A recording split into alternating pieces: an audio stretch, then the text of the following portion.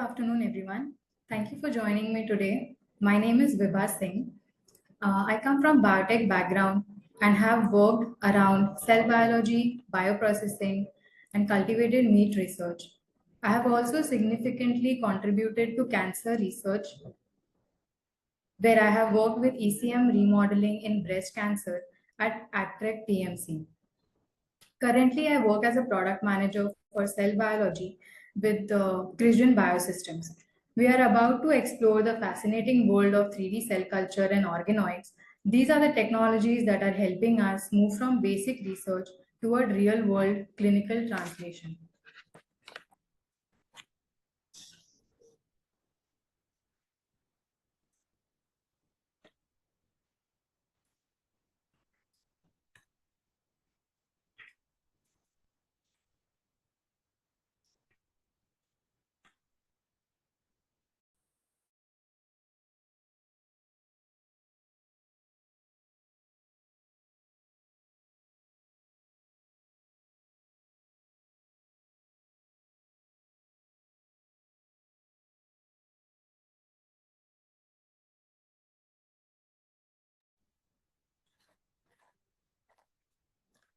So, if everyone is ready, let's dive in into the webinar.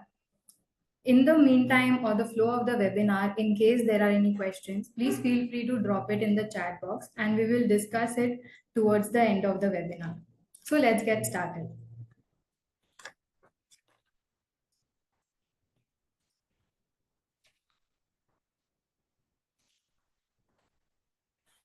Let's first discuss about the agenda for the webinar. We are going to talk about the evolution of cell culture platforms from 2D to advanced 3D and emerging 4D systems. We will compare the 2D and 3D cell culture models, their advantages and limitations. We will also talk about the applications of 3D cultures in drug discovery, disease modeling, and personalized medicine. We will briefly discuss about the emerging trends, the CRISPR gene editing in organoids and multi-omics integration with 3D cell cultures, and also about the regulatory perspectives and challenges in adopting the 3D and 4D cell culture systems. Let's start. Let's take a closer look at why the evolution of 2D and 3D cell culture is so important. In our bodies, cells don't live alone or sit in a flat layer. Instead, they form complex 3D structures like there are branching ducts, there are hollow tubes, or tightly packed clusters as well, depending upon the source of the tissue. Now, these cells are constantly talking to each other, what we call the cell cell interaction, as well as the extracellular matrix or the ECM. And the ECM isn't just a passive scaffold, it is an active, dynamic environment. It is packed with proteins and signals that guide how cells grow, organize, and even respond to drugs. But in a 2D culture, we lose all of these communications. Cells grow on a flat, stiff plastic or glass models that's nothing like the real tissue. They miss the 3D cues, they lack the nutrient and oxygen gradients, and they behave differently. So, like changing their shape, their functions, and even their gene expression.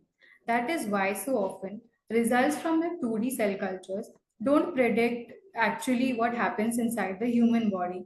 And this is where 3D cell culture makes a difference. So, by recreating that tissue like environment, 3D models bring back the spatial complexity and the natural interactions that happen in the body. So cells regain their polarity, they organize into realistic structures and even behave more like they would in tumor or organ. So this shift from 2D to 3D is not just a regular upgrade, it is an essential and it is a necessity. That's how we capture real human biology and get research models that are truly predictive and reliable.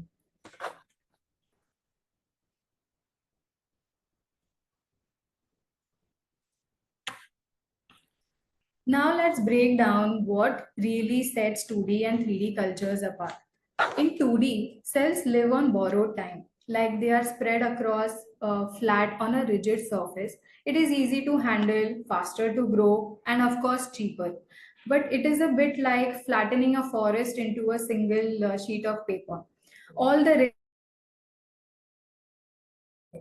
So, in this setup, the conversation cells normally have, which involves touch, the chemical signals, and interactions with their environment, are missing. And that's the problem.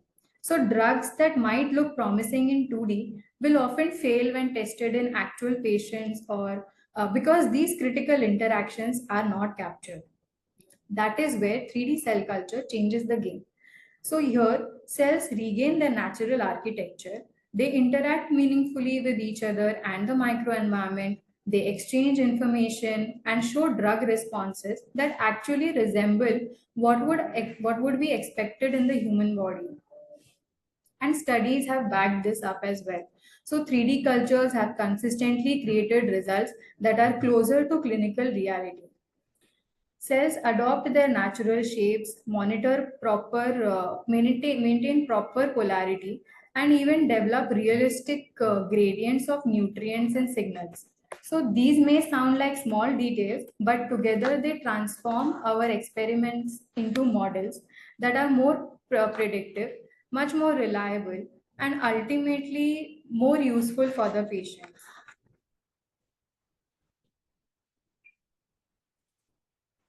Now let's move to one of the most revolutionary steps in tissue modeling, which is the 3D bioprinting. Just picture this. We take living cells, mix them with bioink and supportive materials like hydrogels, and feed them into a high-tech printer. But instead of ink on the paper, the printer deposits living cells and proteins, like building tissues layer by layer right before our eyes. A decade ago, printing mini organs or blood vessels would have sounded like pure science fiction. But today, with the technologies like extrusion, inkjet, and laser based techniques, scientists have been creating bone, cartilage, blood vessels, and even tiny functional organs with incredible precision and details. What's even more exciting is that bioprinting can now integrate multiple cell types together, that is, vascular, living like the real thing. For example, researchers at Northeastern University recently developed an elastic hydrogel material that can mimic the stretch and recoil of the soft tissues. That's a big deal here. Not just stiff bone or rigid implants anymore, but truly lifelike tissues. And already we have printed blood vessels, cardiac patches, and even sensitive tissues like corneal tissues being tested for medical use. So, what does this mean for patients now? It will bring us closer to printing organs from a patient's own cells. So, imagine personalized kidney or heart without a requirement of donor. Even before that, it will help us with the drug testing. It will change that scenario forever.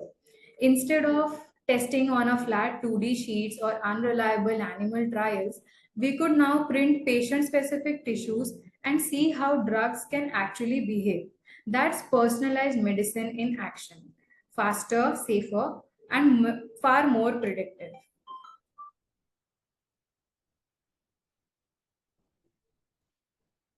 So far, we have seen how 3D cultures replicate the structure of living tissues, but in reality, even biology is never static. So it's always changing, and that's exactly where 4D cell culture steps in. They add the element of time. 4D models let us capture the dynamic shift and responses of tissues as they unfold minute by minute, day by day. So imagine a culture system that just don't hold cells in one shape but actively changes, like stretching it, stiffening it, or even morphing in real time. So through bioprinting and microfluidics, these platforms can actually mimic processes like wound healing, cancer invasion, or stem cell migration during tissue repair. With smart biomaterials, we can steer the cells further through chemical and mechanical cues, which will shape whether they grow, align, or differentiate almost on demand. Recent research has revealed the transformative potential of these approaches. For example, A team led by S. Miao engineered a 4D substrate with self-morphing capabilities. Now, this allowed the neural stem cells to interact and differentiate in a living landscape that actually reconfigures itself as the cells grow. This means that key events like the axonal alignment and neurodevelopment, these can be studied as they unfold, like providing precision control over what cells do and when they do it. Similarly, in oncology research as well, time lapse and live cell imaging in 4D models will allow scientists to visualize cancer cell cycle changes, real time invasion, and evolving nutrient gradients within the tumor spheroid over hours and days. And it is not going to be just static snapshots anymore. From a practical lens, this means that now we can study how tissues adapt to therapy, how they recover from stress, or repair themselves after injury under real life conditions. With programmable culture dynamics and real time imaging, every experiment will bring us closer to understand not just the static structures but also the living functions. So ultimately, that's the promise of 4D. By embracing time as the fourth dimension, we recreate biology in motion, making the in vitro models more richer, more predictive, and far more powerful than before. The main question as researchers is always, how would you choose the right model? So, if you need something quick and scalable, spheroids are the way to go. They are basically clusters of cells that naturally come together and are perfect for high throughput drug screening or general testing. They will give you a simple 3D environment that's easy to work with and ideal for early stage experiments. But if your focus is on more detailed biology, like studying tissues develop over time, or understanding complex disease processes, so organoids are the better choice. Organoids form from stem cells and are self organizing into mini versions of real organs. So they not only will replicate the tissue structure but also reflect the patient specific features, so that makes them essential for personalized medicines and deeper disease modeling. So, depending on whether the goal is fast screening or detailed long term investigations, you will pick the model that best fits the science you want to explore. Let's dive deeper into spheroids. As stated earlier, spheroids are tiny ball shaped clusters of cells that self assemble into concentric layers. So, what are these layers? An outer zone of proliferating cells, a middle zone of quiescent cells, and often a necrotic core caused by limited oxygen and nutrient supply. So these layered structures, they give rise to a natural gradient of oxygen, nutrients, and metabolites, which make them far more biologically relevant than flat 2D cultures. They are relatively easy to generate in bulk and are highly reproducible, which makes them being one of the widely used models.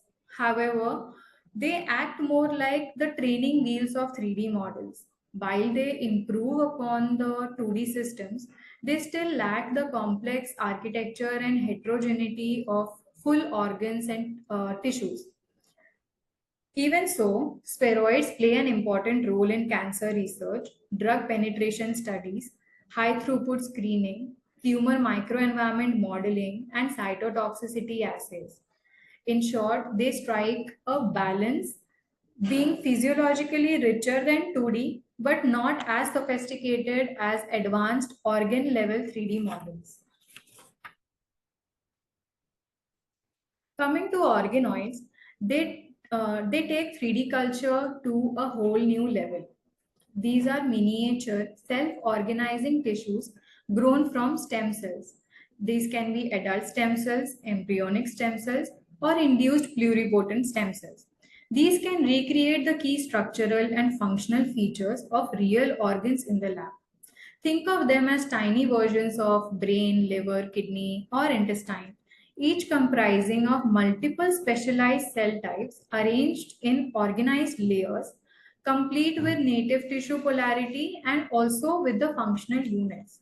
So, unlike spheroids, which are mostly clusters of similar cells, organoids will display cellular diversity and architectural complexity as well. They not only will just reproduce the 3D layout of the original organ, but they will also exhibit many of the physiological functions which the tissue does, like secretion or absorption or metabolism, which would be unique to that particular source of the tissue. So now, because of this complexity, organoids have become exceptional for modeling disease progressions, genetic disorders, cancer, and even human development. They allow us to now follow diseases in realistic tissue settings or test drugs directly on patient-derived samples, pushing the personalized medicine further a notch. Now, of course, that sophistication comes with challenges as well. They need specialized culture conditions, ECM scaffolds, multiple growth factors, and very careful handling. They take longer to establish, probably from weeks to weeks instead of just few days, and maintaining them also requires a greater cost, skills, and equipment as well. But the payoffs are huge. They are now at the forefront of translational research, providing insights and breakthroughs that simply aren't possible with simpler models. Let's put faces to these facts by discussing a pivotal research paper that beautifully has illustrated the power of 3D cell culture models. So, one landmark study by Hireshwar et al. Compared the colon cancer cells, the HCT116. These were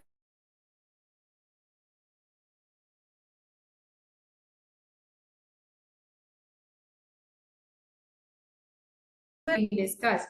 So 2D cultures simply failed to reproduce the tumor biology, leading to misleading drug responses. So in their result, 3D spheroids had showed much higher resistance to chemotherapeutic drugs like malphilan and fluorouracil than 2D cultures, and a resistance pattern that they observed was also closely mirrored the was also closely mirrored to the actual tumor responses in the patient.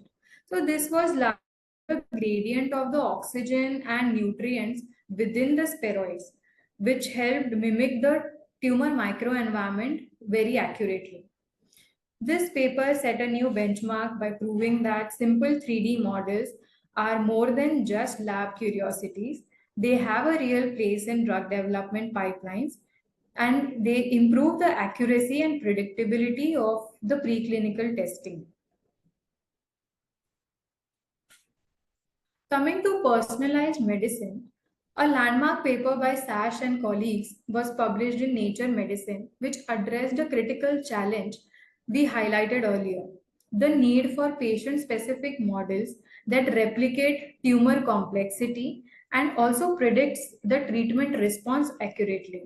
So, they have established a living biobank of patient derived organoids, that are PDOs, and these were taken from metastatic colorectal and gastroesophageal cancer patients who were already enrolled in the clinical trials. So, what makes this work groundbreaking? These organoids retained the key genetic markers and heterogeneity of the original tumors, functioning nearly as perfect mini replicas.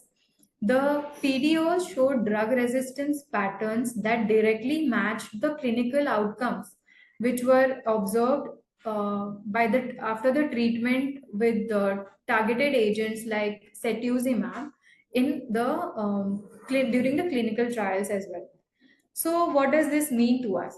This would mean that oncologists can potentially now test multiple therapies on a patient's tumor organoid before deciding on the treatment pattern.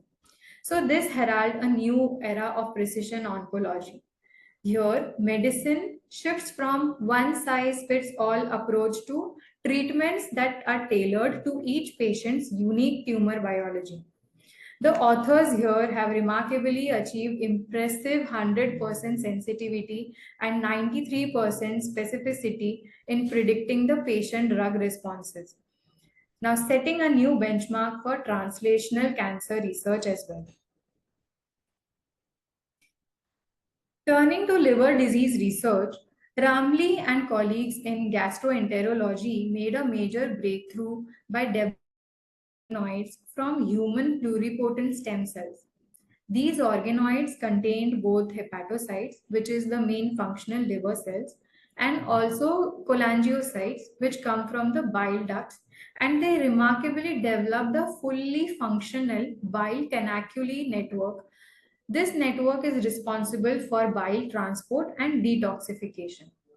So, to demonstrate their value, the team exposed these organoids to a drug known to cause cholestasis, which is basically impaired bile flow. So, the organoids reproduce the same disruption in bile transport that is seen in patients, making this the first in vitro model which was able to mimic such drug induced liver injury. So, why does this matter? Because these human relevant organoids will allow safer drug screening by detecting the hepatotoxicity much earlier in the development, and also will offer a powerful system to study these complex liver diseases. In essence, this work shows how organoid systems can close the gaps between traditional culture, animal models that we resolve to, and also the clinical biology by actually driving real progress in drug safety testing and liver disease research. As we move forward, let's look at how 3D cultures integrate with the advanced biotech tools. One breakthrough being the CRISPR-Cas9 gene editing in organoids. In the land study published in Nature Communications, Friedman and colleagues have used the CRISPR technology to edit the kidney organoid stem cells. So, they wanted to model the polycystic kidney disease by knocking out the PKD1 and PKD2 genes that drive cyst formation. So, their goal was to overcome the patient variability in organoid differentiation and build accurate isogenic models. So they engineered the organoids, self-organized into complex nephron-like structures with all the contents like podocytes, proximal tubules, and endothelial cells, and it closely resembled the real kidney tissues. So when CRISPR mutations were introduced, these organoids developed cyst, replicating the PKD phenotype, and also revealed defects in podocyte-like cells, shedding light to disease mechanism as well. So this work not only created a robust platform for studying the genetic kidney disorders, but it also opened the door to high throughput drug screening and regenerative medicine, and also showcasing how CRISPR and organoid together can transform the disease modeling.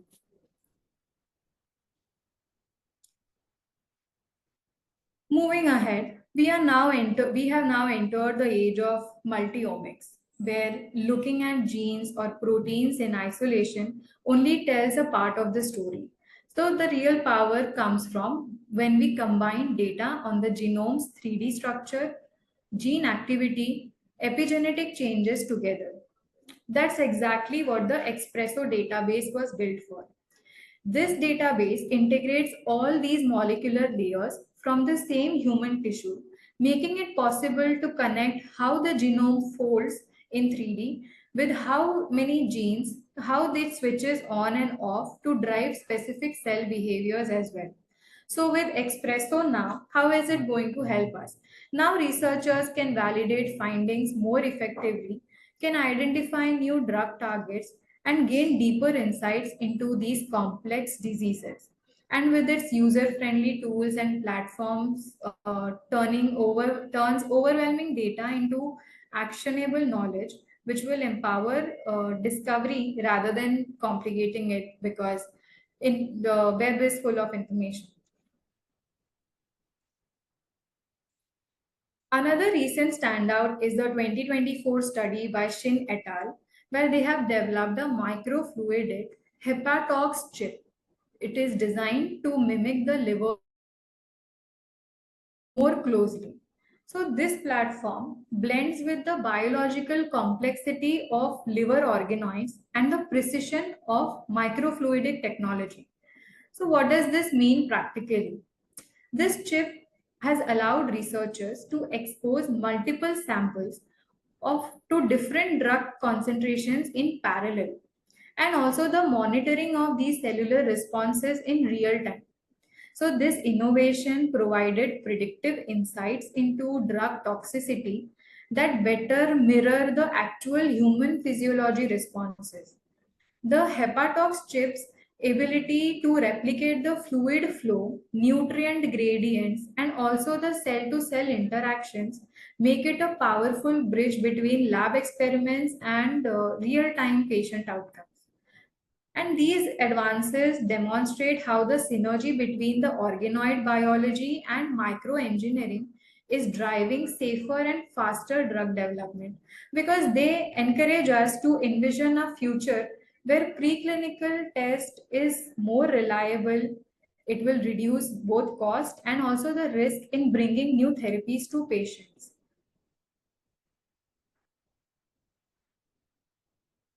Let's take a moment to appreciate just how versatile 3D cell culture models have become. These systems are transforming fields as diverse as tissue engineering and the innovative realm of cultivated meat production as well. Their adaptability and predictive power have driven a surge of adoption across many groups like pharmaceutical companies, biotech firms, academic labs, and even emerging industries like the food technology. So, what ties all these applications together is the ability of these 3D models to replicate the complexity of human biology more faithfully than ever before. So, from improving cancer research to accelerating infectious disease studies, 3D cultures have provided more relevant, physiologically accurate data so far. And this not only enhances drug discovery and safety testing, but it also opens new avenues in regenerative medicine and sustainable food solutions.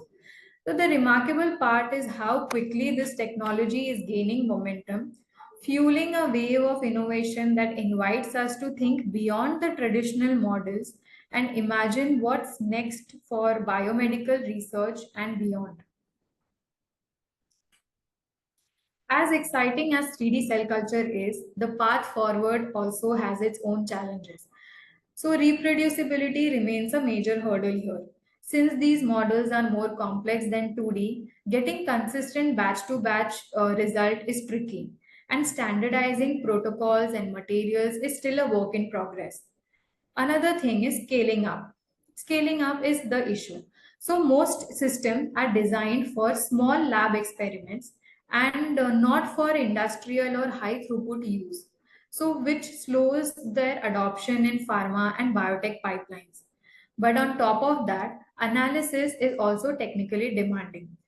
Imagine like imaging the thick 3D structures requires advanced tools like uh, confocal microscopy or tissue clearing, which are powerful but can be resource intensive as well. And not a lot of people are skilled at using confocal microscopy and tissue clearing for, say, as a regular practice. Then comes the biologically hurdles.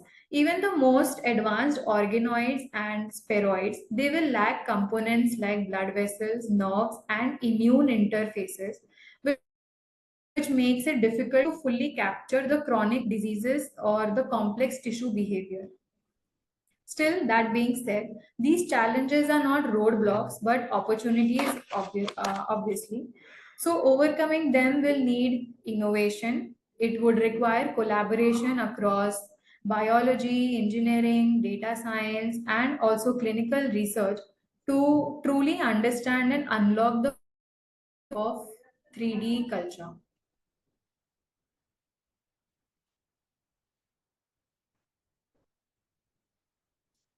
Let's shift gears and talk about regulations. The three R's by the regulatory bodies: replacement, reduction, and refinement.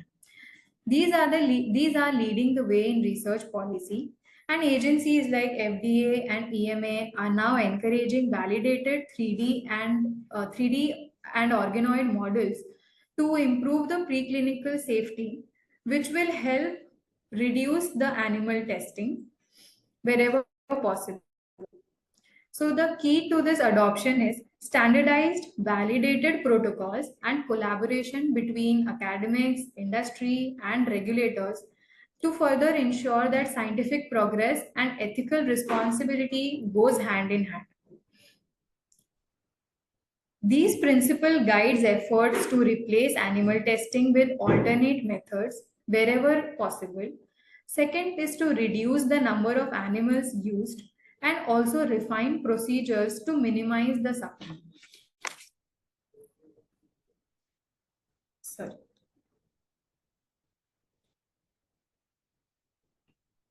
Leading this shift, the US FDA has taken groundbreaking steps under the FDA Modernization Act 2.0. So, where FDA has been phasing out mandatory animal testing for certain drugs, like for monoclonal antibodies and biologics.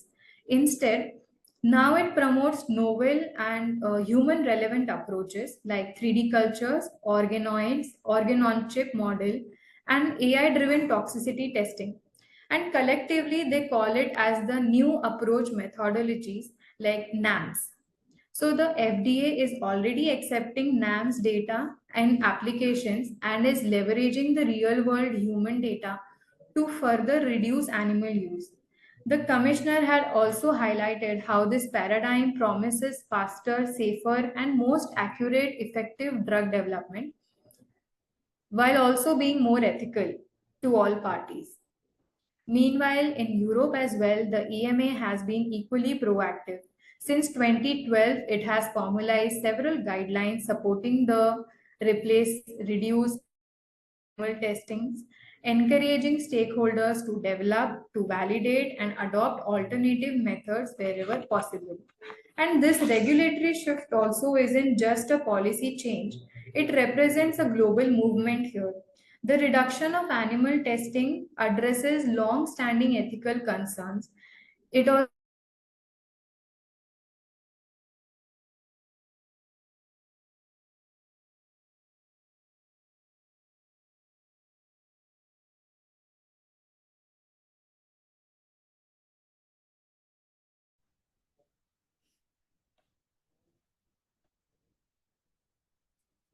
wait, don't.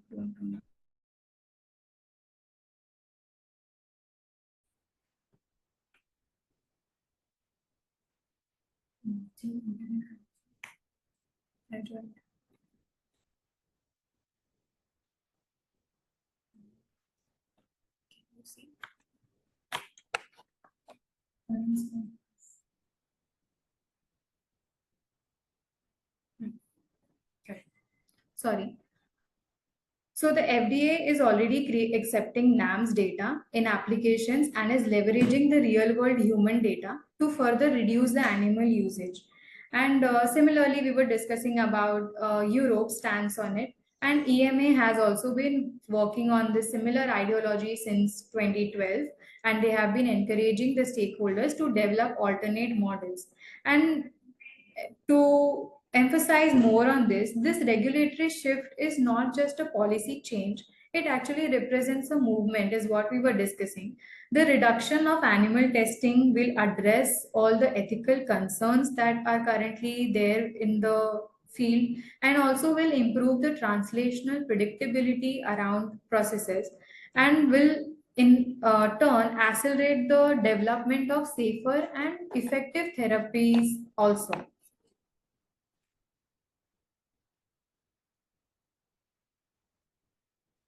So, to help laboratories adopt these advanced 3D culture systems with ease, Christian Biosystems represent science cells that offers a range of user-friendly kits designed to simplify the transition from the traditional 2D culture to physiologically relevant 3D models. So their ready-to-use spheroid kits are especially popular. They are delivered frozen, and within 24 hours of thawing, you can get hundreds of uniform functional spheroids ready for your experimentation. And no extensive setup or specialized training is required to make these kits. That makes these kits, ideal for researchers at all the skill levels. Their portfolio covers models for a wide range of tissues like brain, liver, lung, kidneys, bone, and more. And each of these are tailored to specific research needs. Like, for example, their blood-brain barrier spheroids, they combine primary endothelial cells, pericytes, astrocytes, all of these to mimic the complex cellular interactions in the neurological research. They also provide all-inclusive organoid culture kits and collagen-based 3D culture kits that recreate the extracellular matrix or the ECM, helping the cells to grow in an environment that closely mimics in vivo tissues. So these kits maintain cell-specific functional markers. They also ensure reproducibility and deliver robust and homogeneous 3D cell culture structures. So these kits include everything needed to grow and maintain the 3D tissues across a variety of organ systems to mimic the sophisticated cell to cell interactions and barrier functions found in the brain. Now, other kits cater to critical tissues like kidney, liver, lungs, vascular biology. Each have been designed with collagen-based scaffolds and are specialized and with specialized media as well that provide the right signals for the cells to organize, differentiate, and function similarly to their native counterparts. Science's 3D cell culture systems are all about making advanced cell culture accessible and reliable. The ready-to-use spheroid kits are perfect for those who want fast, uniform results right out of the box. So simply you just have to thaw, you have to seed them, and you'll have viable spheroids within a day. And no prior 3D culture experience is required to perform these steps. And for those who are wanting more control and flexibility, the all-inclusive 3D culture kits come with everything required to culture live cells into spheroids. So it makes complex protocols easy to follow and monitor. And for studies that need a truly in vivo environment, the collagen based 3D cell culture kits use a sandwich model with collagen, and they provide researchers a platform that is more closely mimicking the actual tissue for functional studies and intricate cell matrix interactions. So these product lines help accelerate experiments and open up 3D culture to labs of all experience levels.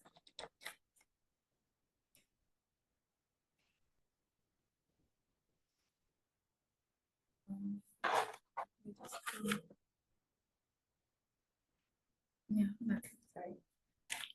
So to wrap up, 3D cell culture and organoid systems aren't just advancing scientific research, but they are propelling us towards precision, ethical, and clinically relevant solutions. The future is incredibly bright for those who bridge research with real world impact. Thank you for your attention. And I am really excited and looking forward to answer your questions and continue with the conversation. Thank you.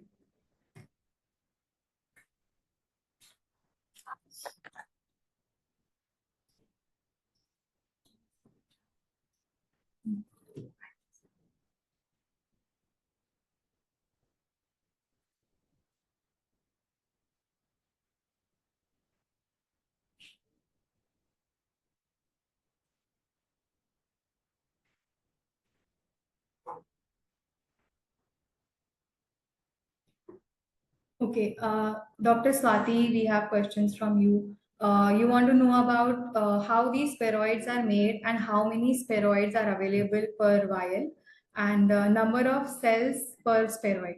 So, can I know what particular organ system spheroids are you talking about? Wait, how do you do that?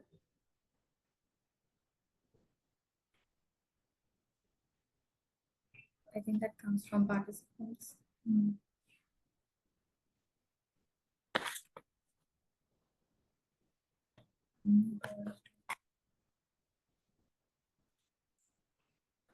The chat box.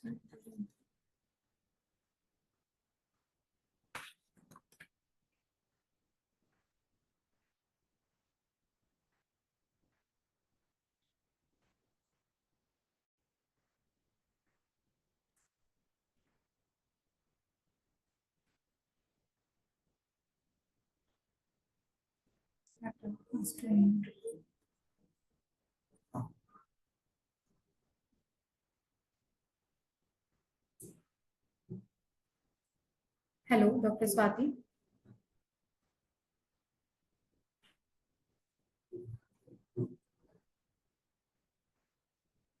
Oh, there's some technical glitch. No worries. If you can send it on the chat, I can get back to you with the details on that, like specifically, because I think it will depend upon liver. Okay, liver you are talking about. So it will depend upon the criticality of the organs, and I can share the technical data sheets and everything for you in some time for like sharing the information. Thank you for your question, ma'am.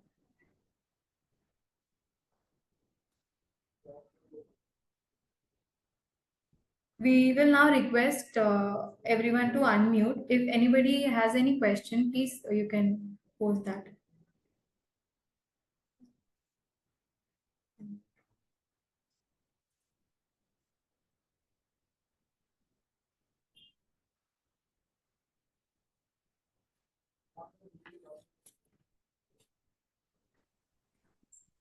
யாரு Hello, hi, hi, ஜாதகம் அனுப்புனாங்களா? including the chef life. Sure, sure. பையனோட அப்பாவா? ஆஹா. ஏன்? You told.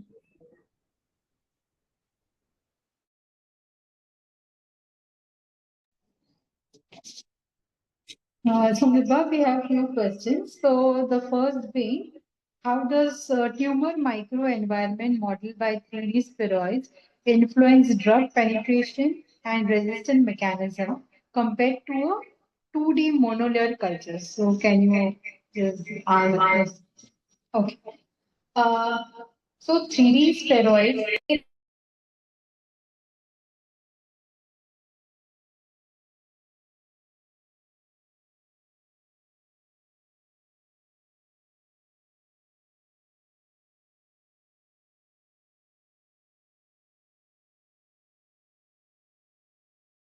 Hello? Vibha, you are on mute.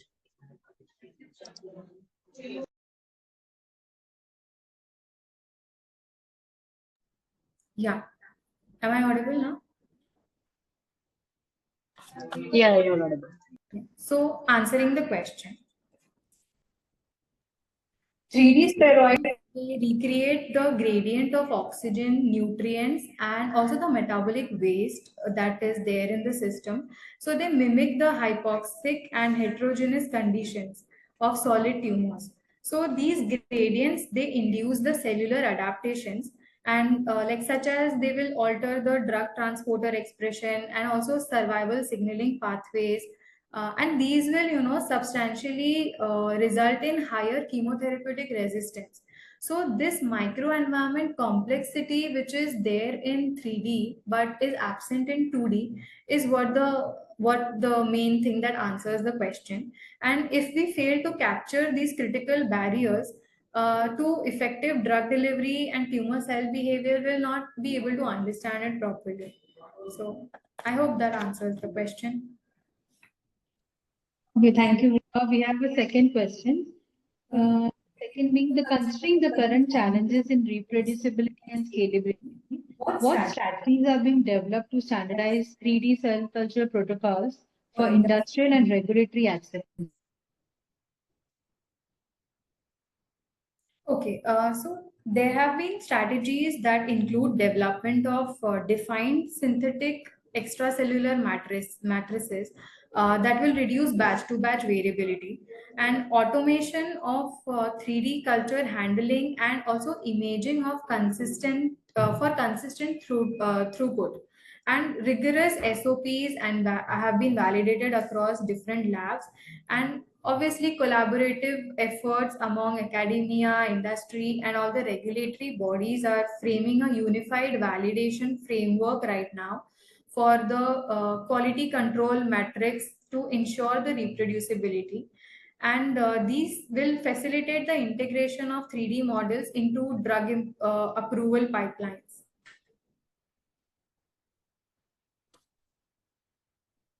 Thank you. Do we have any more questions? Hi, Biba. Hi, hi. Hi, nice presentation. I Thank dropped in the chat box. Neha, you can check. Just I wanted to know the current status in India regarding bioprinting via 3D cell culture. Can you just brief? Yeah. So currently in the area of 3D bioprinting, a lot of the most fascinating thing is the cultivated meat sector that is growing very well abroad at global levels. But even in India, we have seen a lot of startups coming up that cater to cultivated meat sector, producing meat for the fishes, or be it from the cow meat or something like that. And so food technology is being adopting this 3D cell culture very well. And another thing is the work around solid tumors, and even for the precision medicines technology that people are working on. People have been trying and working around 3D cell culture models to validate these models, and incorporate how it could be used for therapeutics and personalized medicines as well. So for solid tumors, and food technology is something that is, actually taking place in India market right now. Okay. Thank you. Thank you. Thank you.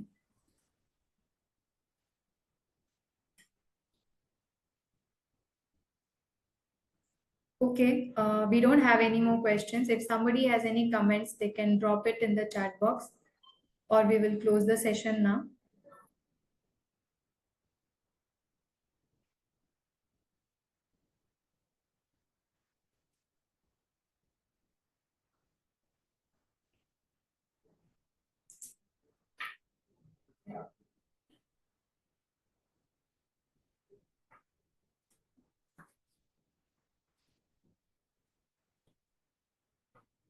We will wait for 2 to 3 minutes if anybody wants to add some comments.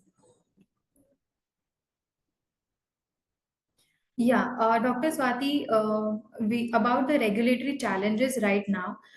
So basically, there is no standard SOP around, what is acceptable and what is not acceptable. So right now, the FDA and also the EMA, they are all encouraging industries and academic sectors only to try to validate and, be the most correct selves, and design and experimentation and everything, and propose that study to these regulatory bodies. They will then further work on these experiments, and they would further validate these experiments and findings.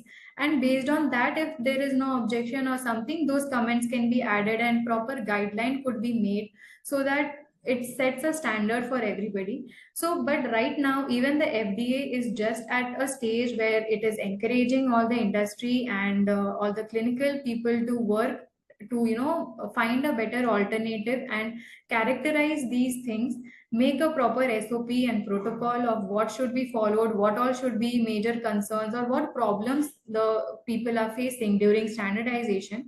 And once we have all of this information pooled by any regulatory body, it would be conclusive enough to, formulate a structured guideline around it. So as of now, regulatory do not have any challenges right now. We only have to work on these medias, work on these models and mediums, and discover for ourselves how much we are getting out of it, what all problems we are facing. Is it really, 100% acceptable thing to do? Or maybe in comparison to using animal models, the challenges with 3D are different and better. So all of these have to be understood and put forward to the regulatory bodies to understand for themselves and guide us according to that. But as of now, there is no particular document released by FDA or any other regulatory body which strictly says that if you're using a 3D model for so and so purposes, these all are the guidelines that you can adhere to or you should adhere to. So, yeah.